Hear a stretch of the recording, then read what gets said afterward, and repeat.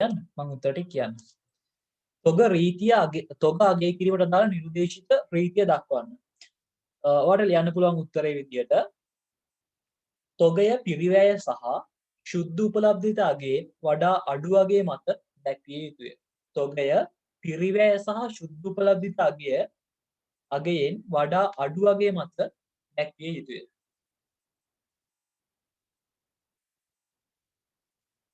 තොගය පිරිවැය සහ ශුද්ධ උපලබ්ධිතාවයෙන් වඩා අඩු අගය මත දැක්විය යුතුය. ඊට පස්සේ ප්‍රශ්න අංක 6 තියෙනවා තොග පිරිවැය අංග 3කින් සමන්විය යුතුය. මෙම අංග 3 සඳහන් කරන්න. ගැනුම් පිරිවැය, පරිවර්තන පිරිවැය, අනිකුත් පිරිවැය. ඊළඟ ප්‍රශ්නය ප්‍රශ්න අංක 7 තොග පිරිවැය අගය කිරීමේදී නිර්දේශිත පිරිවැය සූත්‍ර දෙක සඳහන් කරන්න. පිරිවැය සූත්‍ර දෙකක් තියෙනවා. පළමුව ඇතුළු පළමු පිට ක්‍රමය, බර තැබූ සාමාන්‍ය මිල ක්‍රමය. පළමු ඇතුළු පළමු පිට ක්‍රමය, ඊළඟ එක බර තැබූ සාමාන්‍ය මිල ක්‍රමය.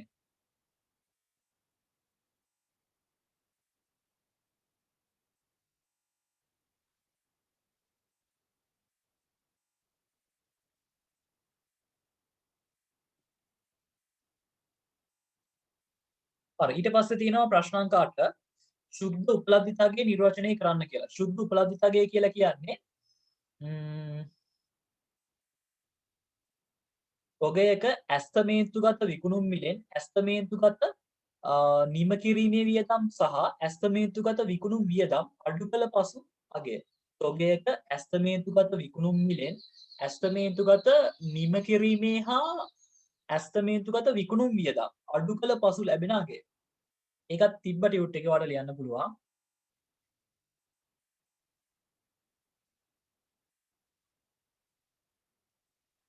ප්‍රශ්න අංක 9 පදනම් දෙකක් භාවිතයෙන් තොග හා තොග ඒවායේ ශුද්ධ උපලබ්ධිතාවය දක්වා කපා හැරිය හැකියි.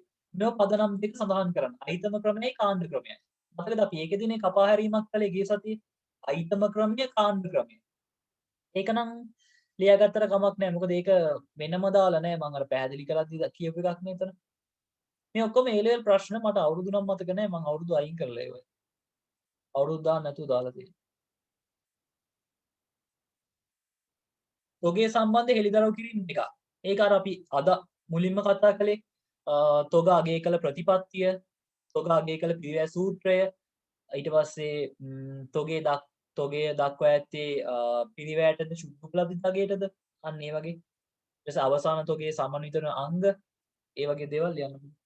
ඒක පොඩ්ඩක් බලලා ඉවරයි. ඒක තියෙනවා. ප්‍රශ්න අංක 11 තොග ශ්‍රී ලංකා ගිණුම් කරන ප්‍රමිතාංක 2ට අනුව පහසු සඳහන් පද නිර්වචනය කරන්නලු. තොගය තොගය කියලා කියන්නේ තොගය කියලා කියන්නේ අර නිමි තොග, නොනිමි තොග, අමුද්‍රව්‍ය තොග කියන තුනේම එකතුවට.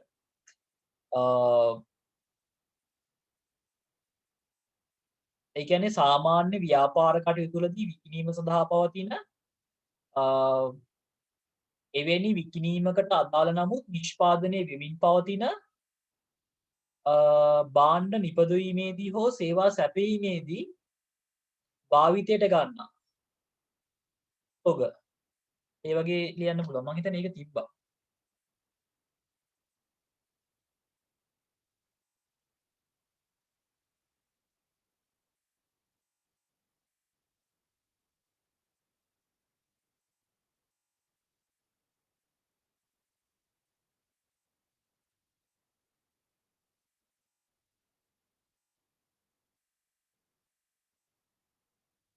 මේ තියෙන නෑ එතන නෙමෙයි. මේ තියෙන සාමාන්‍ය ව්‍යාපාර කටයුතු වලදී විකිණීම සඳහා පවතින තොග එවැනි විකිණීමකට අදාළ නමුත් නිෂ්පාදනය වෙමින් පවත්නා තොග නැත්නම් හෝ භාණ්ඩ විකිණීමේදී හෝ සේවා සැපීමේදී භාවිතයට ගන්නා තොග. එහෙම ලියන්න.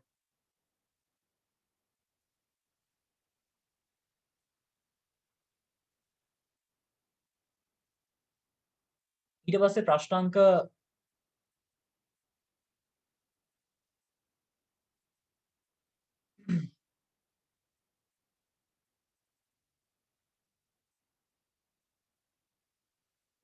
ඒකේ දෙක තියෙනවා ප්‍රශ්න අංක දෙක කියලා. ඒකට ලියන්න පුළුවන් අර මෙතන අහලා තියෙන තොගවල පිරිවැයන ඒ කියන්නේ තොගයක ගැනුම් මිල ගෙනීමේ මිල සහ තොගය වර්තමාන තත්ත්වයට සෝරි තොගයක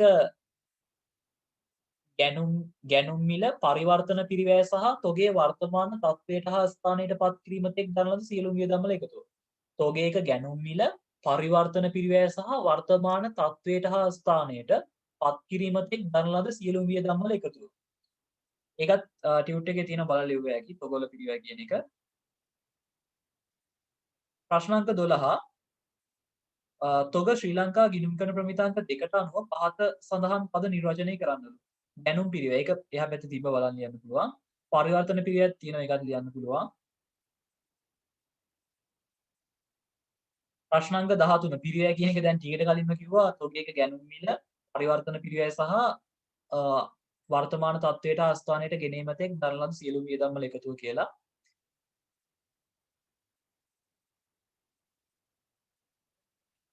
ඊට පස්සේ මේකේ තියෙනවා නිමි භාණ්ඩ තොග පිරිවැය අඩංගු ප්‍රධාන අංග තුනක් දක්වන්න කියලා.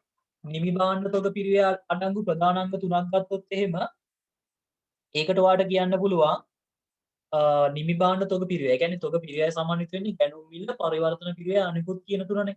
ඒ ටික ලිව්වනම් හරි. ඒ තුන තමයි ලියන්න තියෙන්නේ. ගැනුම් මිල පරිවර්තන පිරිවැය අනිකුත් පිරිවැය.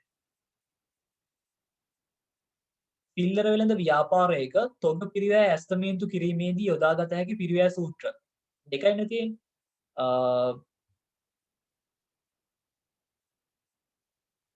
පිල්ලර වෙළඳ ව්‍යාපාරයක තොග පිරිවැය ඇස්තමේන්තු කිරීමේදී යොදාගත හැකි පිරිවැය සූත්‍ර. ප්‍රමිත මිල ක්‍රමය කියලා එකක් තියෙනවා. සිල්වර මිල ක්‍රමය කියලා එකකුත් තියෙනවා. ඒක ටියුට් එකේ තිබ්බා.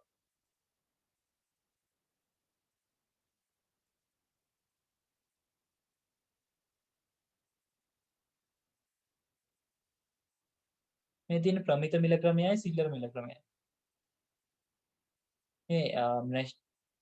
මේක තමයි අපි සාමාන්‍යයෙන් ගන්න.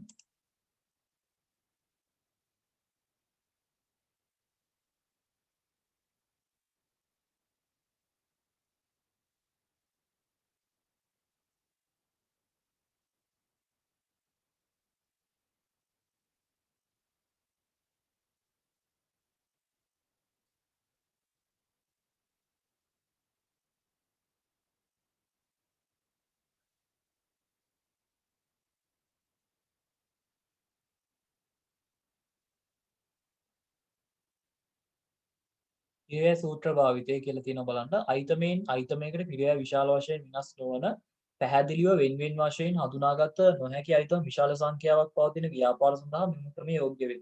සිල්ලර වෙළඳසැලක් ඇඟලුම් සපත්තු වගේ ආයතන වලට මේ පිරිවැය සූත්‍ර කියන එක හොඳයි. පිරිවැය සූත්‍ර මූලික වශයෙන් කොටස් දෙකක් තියෙනවා. එකක් පළමු ඇතුළු පළමු පිට ක්‍රමය අනිත් එක බරතැමූ සාමාන්‍ය ක්‍රමය. හැබැයි මෙතන කරුණක් තියෙනවා මම මේක බැලුවේ. එමෙන්ම මෙම ක්‍රම දෙකට වඩා උචිතම ක්‍රමයක් පවතී නම් තොගාගේ කිරීමේදී එම ක්‍රමය යොදා ගැනීමද කළ හැක. ඇතැම් ව්‍යාපාර ආයතන ප්‍රමිත මිල ක්‍රමය සිල්ලර මිල ක්‍රමයේදී යොදා ගන්න ලැබේ. ඉතින් මේකේ උත්තර විදියට කවුරු හරි කෙනෙක් පළමු ඇතුළු පළමු පිට ක්‍රමය නැත්නම් පරතැබූ සාමාන්‍ය ක්‍රමය ලියලා තිබ්බත් හරි දෙයි. හරි දෙනවා. ප්‍රමිත මිල ක්‍රමය සිල්ලර මිල ක්‍රමය කියලා ලිව්වත් ලකුණු දෙනවා. ඒ කියන්නේ මේක මේ ක්‍රම දෙකම ඒ කියන්නේ මේ ක්‍රම හතරම පාවිච්චි කරන්න පුළුවන්.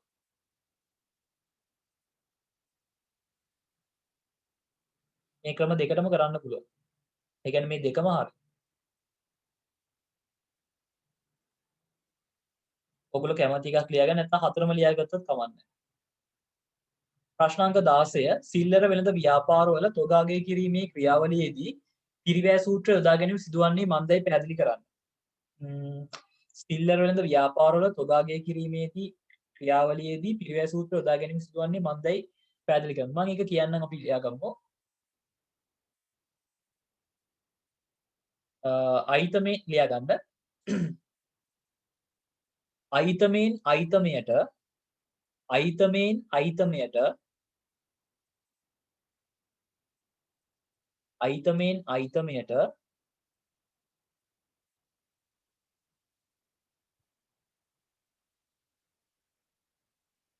පිරිවැය විශාල වශයෙන් වෙනස් නොවන අයිතමෙන් අයිතමයට පිරිවැය විශාල වශයෙන් වෙනස් නොවන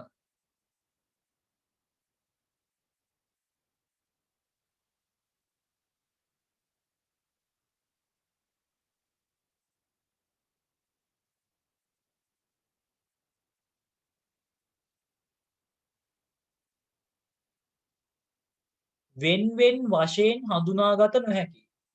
වෙන් වෙන් වශයෙන් හඳුනාගත නොහැකි.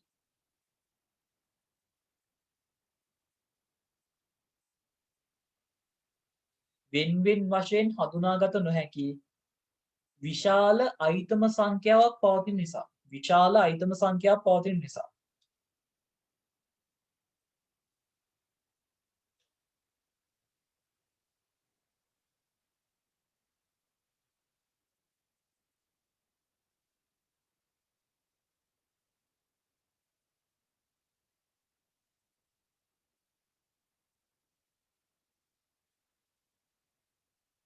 විශාල අයිතම සංඛ්‍යාවක් පවතින නිසා.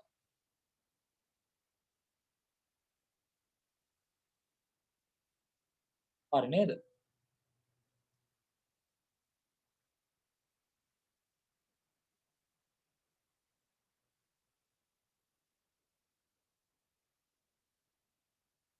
ඊට පස්සේ ඊළඟ ප්‍රශ්නේ තියෙනවා ප්‍රශ්න අංක 17 සිල්ලර බඩු අලවිසලක තොග පිරිවැය අගය කිරීම සඳහා නිශ්චිත හඳුනා ගැනීමේ ක්‍රමය යෝග්‍ය වේද?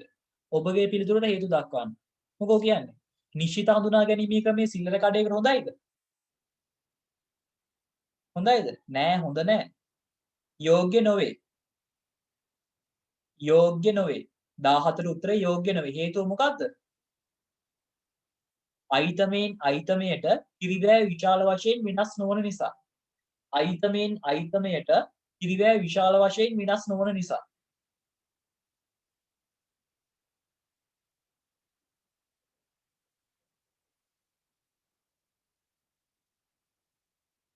අයිතමෙන් අයිතමයට පිරිවැය විශාල වශයෙන් වෙනස් නොවන නිසා.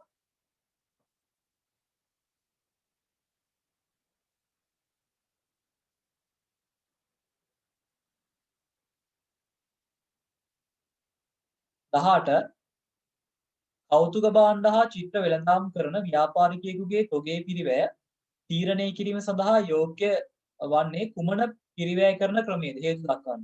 නිශ්චිත හඳුනා ගැනීමේ ක්‍රමය. නිශ්චිත හඳුනා ගැනීමේ ක්‍රමය.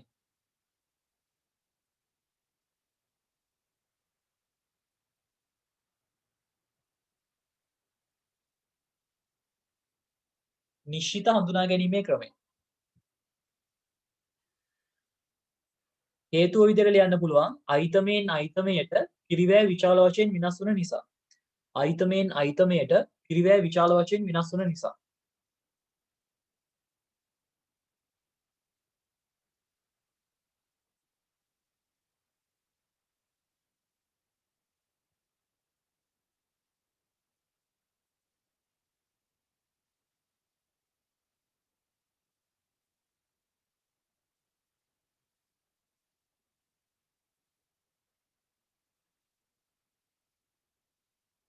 ප්‍රශ්න ගොඩක් තියෙනවනේ බලන්න.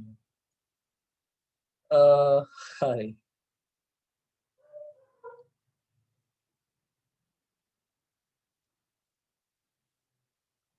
ප්‍රශ්න අංක 19 විවිධ මිල කිරීමේ ක්‍රම භාවිතයෙන් තොගවල පිරිවැය තීරණය කළ හැකිය. මිල කිරීමේ ක්‍රමය භාවිතා කිරීම සම්බන්ධව ප්‍රමිතිය ඇති නිර්දේශය කුමක්ද?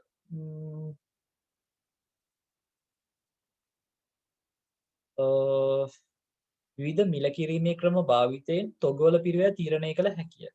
විවිධ මිල කිරීමේ ක්‍රම භාවිතා කිරීම සම්බන්ධව ප්‍රමිතිය ඇති ප්‍රමිතියේ තියෙන නම් FIFO හරි වැක් හරි ගන්න කියලා. අපි ලියමු උත්තරේ පළමු ඇතුළු පළමු පිට ක්‍රමයේ මත හෝ පළමු ඇතුළු පළමු පිට ක්‍රමයේ මත හෝ පළමු ඇතුළු පළමු පිට ක්‍රමයේ මත හෝ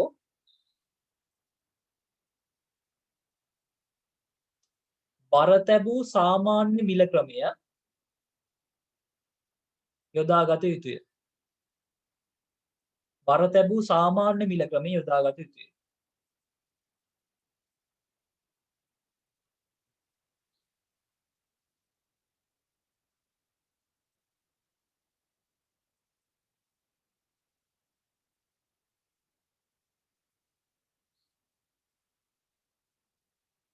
ප්‍රශ්න අංක 20 තොග සම්බන්ධව කුමන තොරතුරු මූල්‍ය ප්‍රකාශන හෙළිදරව් කළ යුතුද? ඒක අපි අර කලිනුත් හම්බුණා නේද?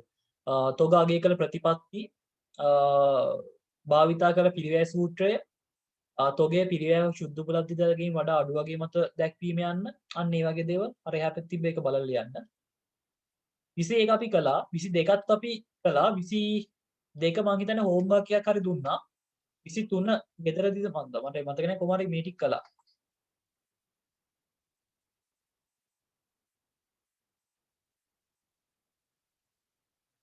18 ආයේ කියන්න 18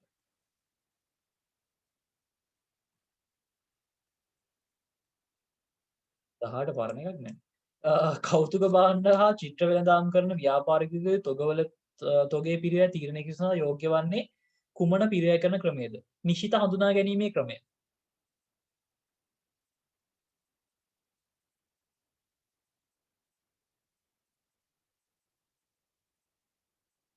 නි- 18ට උත්තරේ නිශ්චිත හඳුනා ගැනීමේ ක්‍රමය.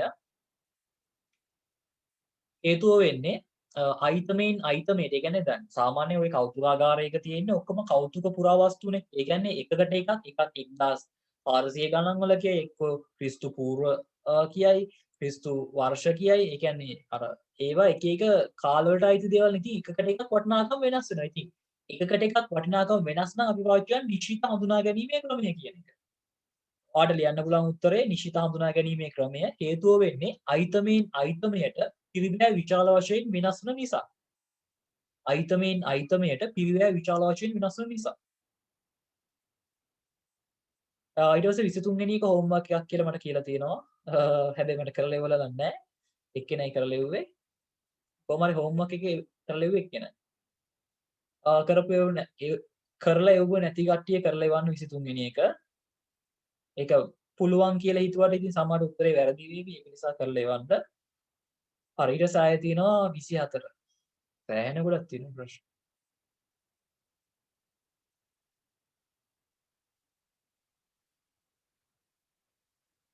හරි අපි බලමු 24 වෙනි එක. තොගවල වටිනාකම වියදමක් ලෙස ලියාහරින අවස්ථාවන් දෙකක්. වියදමක් විදියට තොගවල පිරිවැය ලියාහරින අවස්ථා දෙකමයි තියෙන්නේ. එකක්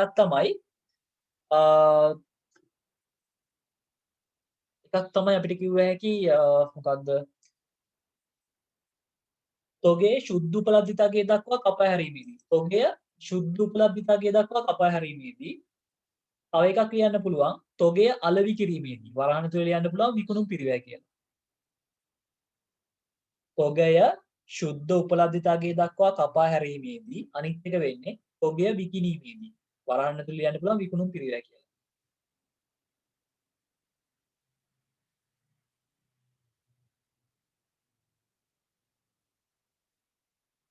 තොගය ශුද්ධ උපලබ්ධිතාවය දක්වා කපා හැරීමේදී අනිත් එක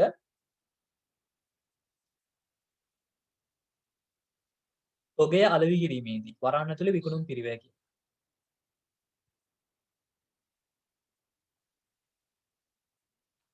පාරක් කියන්නම් තොගය ශුද්ධ උපලබ්ධිතාවය දක්වා කපා හැරීමේදී අනිත් එක තොගය අලෙවි කිරීමේදී වරහන් ඇතුලේ විකුණුම් පිරිවැය කියලා ලියන්න.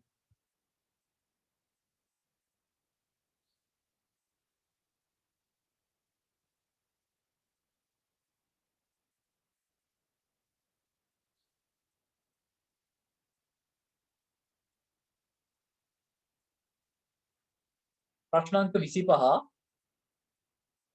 ලියා ගන්න බැරුව ගියා නම් කියන්න. ප්‍රශ්න අංක 25 ටිකක් වේගෙන් ලියා ගන්න. පැන්සලෙන් හරි ලියා ගන්නකෝ ඊට පස්සේ මේ නැත්තම් මේක අද ඉවර කරන්න බැරුව ගියොත් එහෙම ප්‍රශ්නයක්. ඉතින් මේක තව අදින්න බෑ.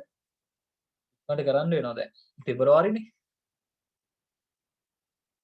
හරි. ප්‍රශ්න අංක 25 තොගවල වටිනාකම් ප්‍රාග්ධනිත කරන අවස්ථාවක් නම් කරන්න. තොගවල පිරිවැය තොගවල වටිනාකම් ප්‍රාග්ධනිත කරන අවස්ථාවක් කියලා ගත්තොත් එimhe ඔය හાર્ඩ්වෙයාර් එකක තියෙන වැලි වලින් හાર્ඩ්වෙයාර් එකේ ගොඩනැගිල්ලක් හදනවා. ඒ කියන්නේ හાર્ඩ්වෙයාර් එකේම තව තට්ටුවක් හරි හදනවා. එහෙම කළොත් ඒ කියන්නේ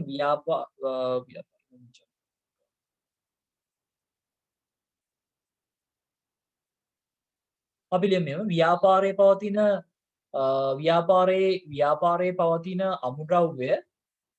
ව්‍යාපාරයේ පවතින අමුද්‍රව්‍ය ජංගම නොවන වත්කමක් ඉදිකිරීමට යොදා ගන්නා විට ව්‍යාපාරයේ පවතින අමුද්‍රව්‍ය ජංගම නොනවත්කමක් ඉදිකිරීමට භාවිතා කරන විට.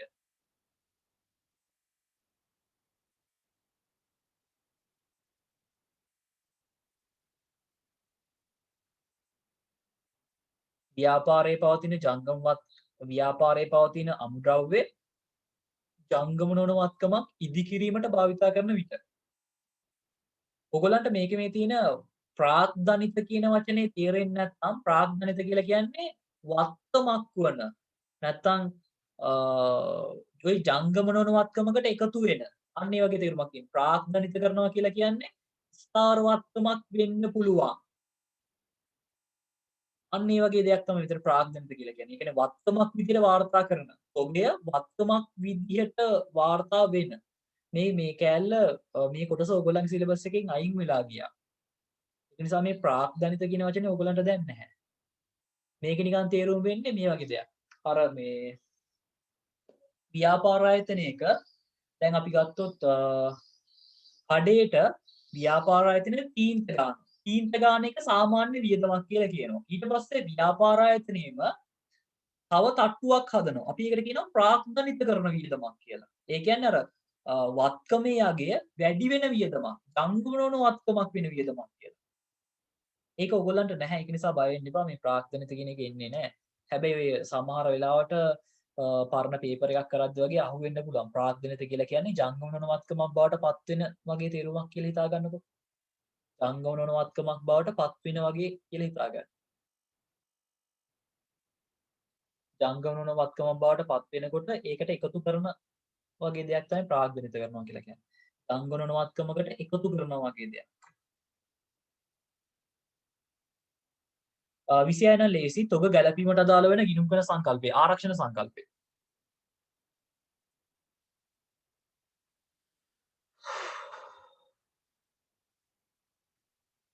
තොගේ ගැලපීමට අදාළ වෙන්නේ ආරක්ෂණ සංකල්පය.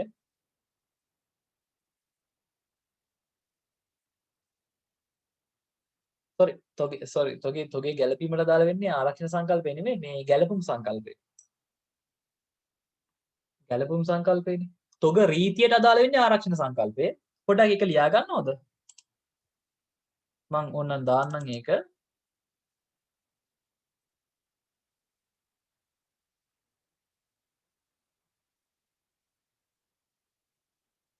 තොග ගැලපීමට අදාළ වෙන්නේ නම් ගැලපුම් සංකල්පය.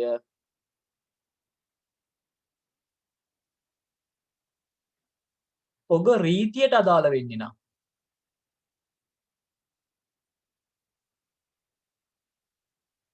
ආරක්ෂණ සංකල්පය.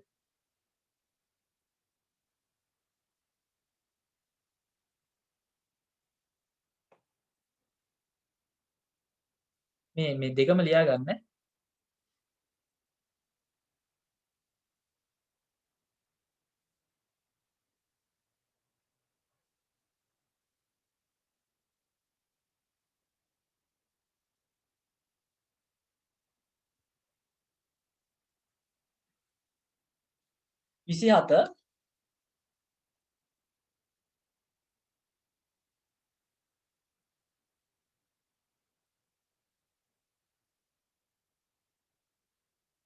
විසිහත තියෙනවා බලන්න. තොග රීතිය යන්න දක්වන්න. තොග රීතිය කියලා කියන්නේ තොගේ පිරිවැය හෝ සුද්ධ උපලබ්ධතාවයෙන් වඩා අඩු වගේ මත දැක්විය යුතුය. තොගේ පිරිවැය හෝ සුද්ධ උපලබ්ධතාවයෙන් වඩා අඩු වගේ මත දැක්විය යුතුය කියන එක.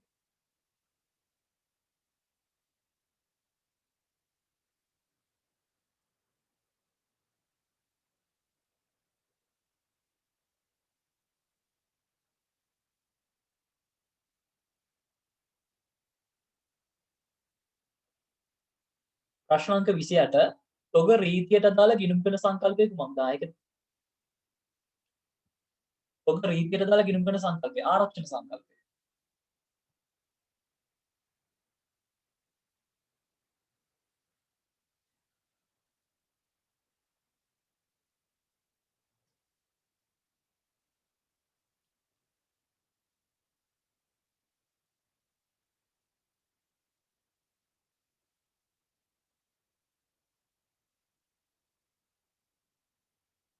ගොඩක් තියෙනවනේ ළමයි.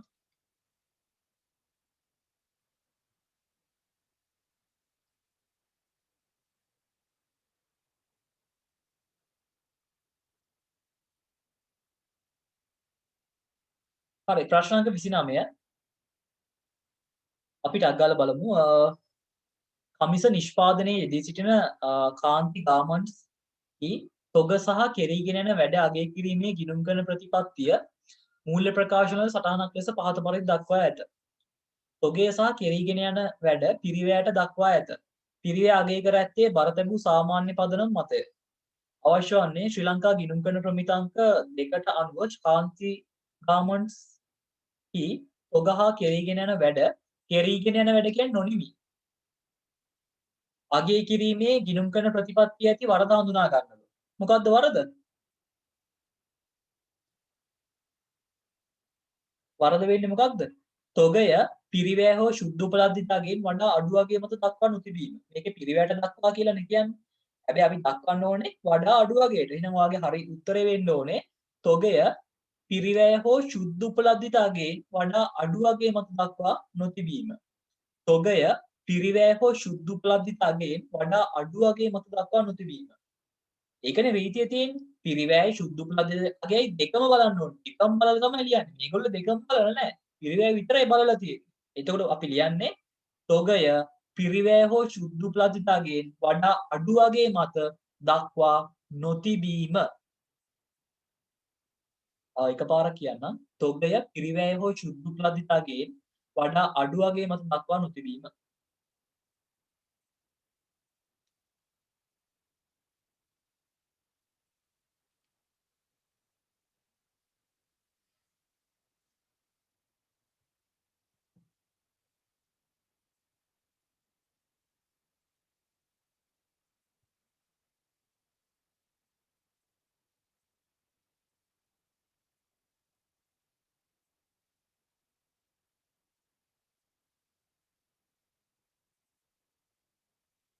ඊළඟ ප්‍රශ්නේ තියෙනවා ප්‍රශ්න අංක 30.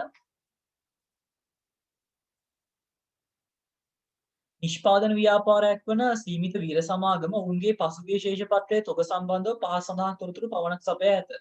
තොගය 1200යි කියලා. දහස් වලින් මම කිව්වේ. එම තොගය සමන්විත වූයේ අමුද්‍රව්‍ය ලක්ෂ 5කින් කෙරීගෙන යන වැඩ ලක්ෂයකින් හා නිමි භාණ්ඩ ලක්ෂයකින්. තොගය අගය කිරීම සඳහා පිරිවැය හෝ ශුද්ධ උපලද්ධිතාවකින් වඩා අඩු වගේ යන ක්‍රමය භාවිතා කරනු ලැබීය. ප්‍රථම ලැබීම් ප්‍රථම නිකුත් කිරීම ක්‍රමය යොදා ගැනීමත් ගනිමින් තොග පිරිවැය ගණනය කර ඇත. රුපියල් ලක්ෂ 5ක ණයක් ලබා ගැනීම සඳහා සුරකුම්පතක් ලෙස තොගය අපේට තබා ඇත. ඕක ගොඩක් තියෙනවා.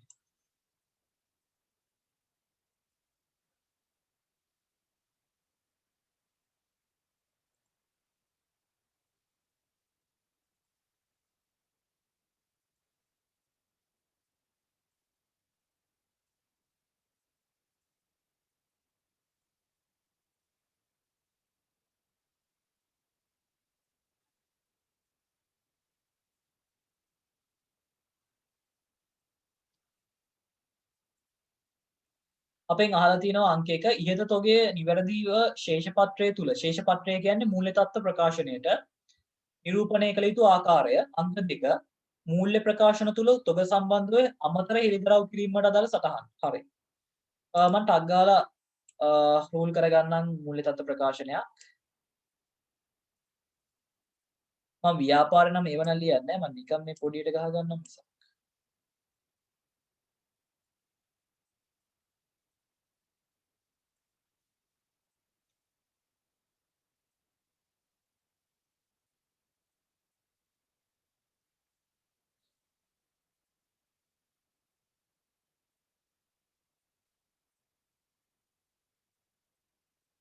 මූල්‍ය තත්ත්ව ප්‍රකාශනයක ළමයි තොගය පෙන්වන්නේ මෙහෙමයි. දැන් සාමාන්‍යයෙන් තීරු තුනක් තියෙනවා.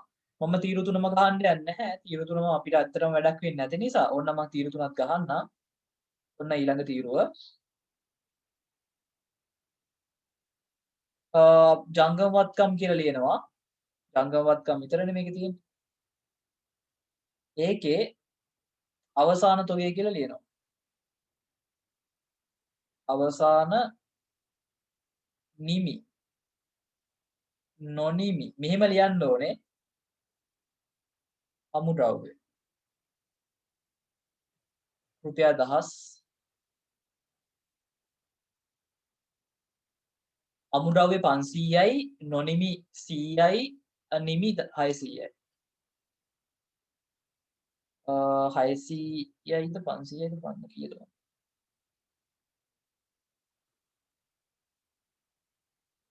600යි 100යි 500යි.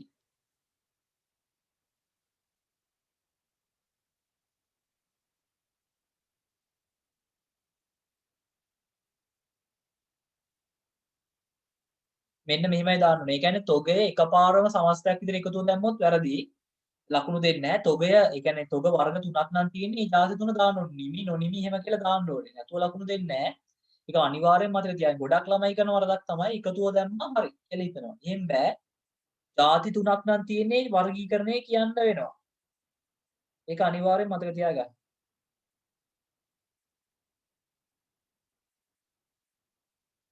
හරි. ඊට පස්සේ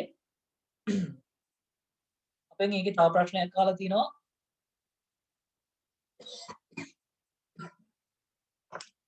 ඒකේ තව ප්‍රශ්නයක් අහලා තියෙනවා. මූල්‍ය ප්‍රකාශන තුල තොග සම්බන්ධයෙන් අමතර හෙළිදරව් කිරීම වලට අදාළ සටහන්.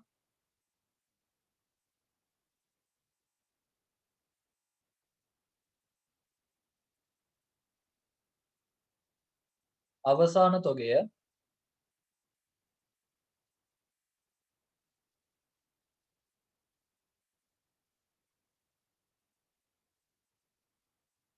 අමුද්‍රව්‍ය නොනිමි නිමි තොග වලින් සමන්විතය.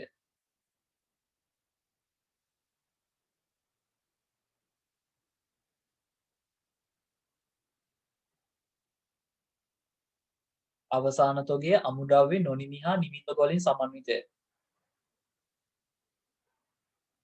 තොගය මම අර ඡේද ඇතුළේ තිබ්බ ඔක්කොම ටිකම මේ ලියන්නේ. පිරිවැය හෝ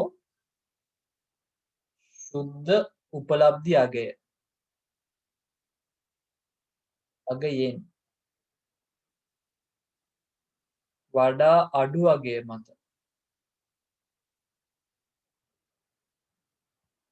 දක්වා ඇත.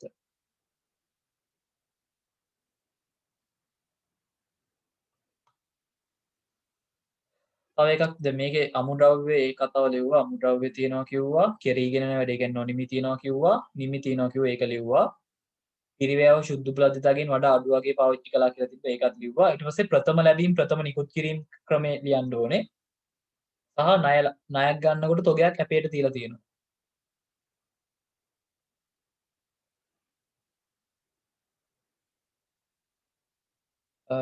FIFO ක්‍රමයට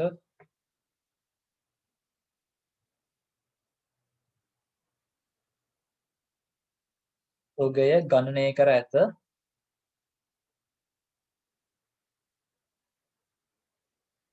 ඊට පස්සේ අපිට ලිව්වා කි රුපියල් ලක්ෂ 5ක ණයක් ලබා ගැනීමට මේ අර මතකද අපි අර තොගේ සම්බන්ධ හෙළිදරව් කිරීම කියලා අද පන්තිය පටන් ගන්නකොට කිව්වේ අන්න ඒ ටික තමයි මේ ලියන්නේ. ඒ කියන්නේ මේ ඡේදය ඇතුළේ තිබ්බ දේවල් ටික තමයි ලියන්නේ. රුපියල් ලක්ෂ 5ක ණයක් ලබා ගැනීමට තොග අප ලෙස තබා ඇත. ඒ කියන්නේ මේව ඔක්කොම විශේෂිත දේවල්. බලන්න තොගේ ඇතුලේ අමුද්‍රව්‍ය තියනවලු, නොනිමි තියනවලු, නිමි තියනවලු ඔන්න ඒක මං කිව්වා. මේක ඇල්මක් දක්වන පාර්ශවයට කියන්න ඕනේ. ඒක මේ සටහන් කියලා කියන්නේ. මම ඒක ඉස්සරහද කියා දෙන්න ඉස්සරහදී හම්බ වෙනවා අපිට මේවායි. ඊට පස්සේ තොගේ පිළිවෙව සුද්ධ උපලබ්ධිතාවකින් වඩා අඩු වගේ මත දක්වා ඇත. ඒකත් කියන්න ඕනේ. FIFO ක්‍රමයට තොගේ ගණනය කරලා තියෙනවා කියලා කිව්වා. ඒකත් කියන්න ඕනේ. ඊට පස්සේ ඇපයක් විදියට තියලා තියෙනවලු කඩේ බඩු ටිකක්. ඒකත් ඔන්න කිව්වා.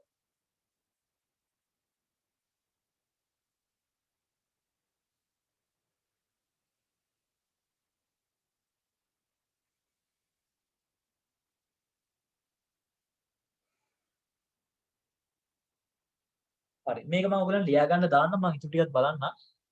නැත්නම් අද මට වෙලා මදි වෙනවා. කොහොමත් වෙලා මදි ඒ වගේ. සත්‍ය තියෙනවා. විචක්ෂණ සංකල්පය. කියන්නේ ආරක්ෂණ සංකල්පයට අනුව විචක්ෂණ සංකල්පය කියන්නේ ආරක්ෂණ සංකල්පයට සමාන වචනයක්. තොගය පිරිවැය හෝ චුද්දු ප්ලදිතාගේ අඩු වටිනාකම මත අගය කරනු ලබයි. හරි. විචක්ෂණ සංකල්පයට අනුකූලයි ඒක. තොග රීතියනේ ඔය කියන්නේ. හරි. සත්‍යයි. 32 තොග අගය කිරීමේ ක්‍රමය වෙනස් වීම වර්තමාන වර්ෂයේ ශුද්ධ ලාභයට පමණක් බලපෑම් කරයි. තොගේ අගය කිරීමේ ක්‍රමය වෙනස් කළොත් වර්තමාන ශුද්ධ ලාභයට වගේම ඊට පස්සේ අවුරුද්දෙත් බලපානවා. ඇයි දන්නවද? මේ අවුරුද්ද අවසාන තොගේ ලබන අවුරුද්දේ ආරම්භක තොගේ වෙනවා. අසත්‍යයි. දැන් අපි කතා කළා මත එක අවුරුද්දක අවසාන තොගේ ඊළඟ අවුරුද්දේ ආරම්භක තොගේ වෙනවා. එහෙනම් මේක අසත්‍යයි. 32 අසත්‍යයි. ශුද්ධ 33 ශුද්ධ උපලබ්ධ වටිනාකම යනු ඇස්තමේන්තුගත ගැනුම් මිලෙන් තොග මිලදී ගැනීම සඳහා දැරීමට සිදුවන පිරිවේ අඩු කළ පසු වගේ. වැරදීනේ ළමයි. අපි කිව්වේ ඇස්තමේන්තුගත විකුණුම් මිලෙන් ඇස්තමේන්තුගත නිම කිරීමේ හා විකුණුම් වියදම් අඩු කළ පසු වගේ කියලා. ඒක අසත්‍යයි. 33 අසත්‍යයි. 34 ශ්‍රී ලංකා ගිණුම් කරන ප්‍රමිතාංක 2 අනුව සාමාන්‍ය ව්‍යාපාර කාර්යයේදී විකිණීම සඳහා වන නිෂ්පාදන ක්‍රියාවලියේ පවත්නා වත්කම් තොගවල ඇතුළත් නොවේ. සාමාන්‍ය ව්‍යාපාර කාර්යයේදී නෑ ඒක අයිතිනේ. ඒ කියන්නේ ඔය නිමි තොග ගැන ඔය කියන්නේ සාමාන්‍ය ව්‍යාපාර කාර්යයේදී විකිණීම සඳහා පවතිනවා කියලා කියන්නේ විකිණීම සඳහා වන නිෂ්පාදන ක්‍රියාවලියේ පවත්නා වත්කම්. ඒ කියන්නේ නොනිමි. සෝරි මේක නොනිමි ගැන කියන්නේ නිමි ගැන නෙමෙයි නොනිමි ගැන කියන්නේ. ඒක අයිති. අසත්‍යයි. ඔන්න තව පාර බලන්න සාමාන්‍ය ව්‍යාපාර කාර්යයේදී විකිණීම සඳහා වන නිෂ්පාදන ක්‍රියාවලියේ පවත්නා වත්කම්. ඒ කියන්නේ අර මේ ඇඟලුම් කර්මාන්තශාලාවක් නම් බාගයට මාපු ෂර්ට් ටික. ඒක අයිතිනේ නොනිමි කියන එක ගන්නවනේ කෙරිගෙන ගන්නවනේ. ඒක අසත්‍යයි. 35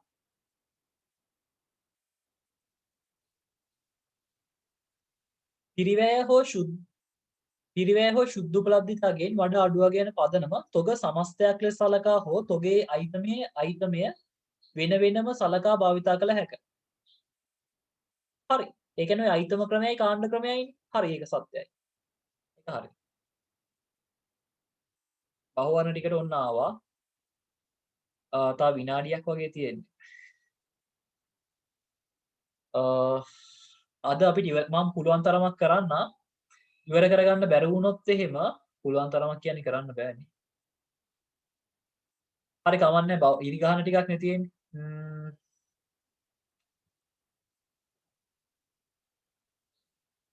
මෙහෙම කරමුද? මේ දැන් ඔය ඔයාලා කට්ටියමනේ දැන් අපේ මේකටත් එන්නේ. සිකුරාදා පන්තියට. ඒක නිසා අපි මේකේ මේ බහුවර්ණ ටික සිකුරාදා පන්තියේදී සාකච්ඡා කරමු. ඒක නිසා මේකේ බහුවර්ණ ටික සිකුරාදා පන්තියේදී කරලා තියන්න. ඊට පස්සේ අපි ඉතුරු පේපර් එකට යන්න. සිකුරාදා. එහෙම කරමු. මේකේ බහුවර්ණ ටික සාකච්ඡා කරනවා. මට අමතක වුණොත් මේක මට එක පොඩ්ඩක් කියන්න සිකුරාදා පන්තියේදී.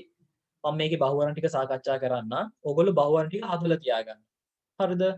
එහෙනම් අපි අනිත් දවසේ හම්බෙමු. සිකුරාදාට හම්බෙමු.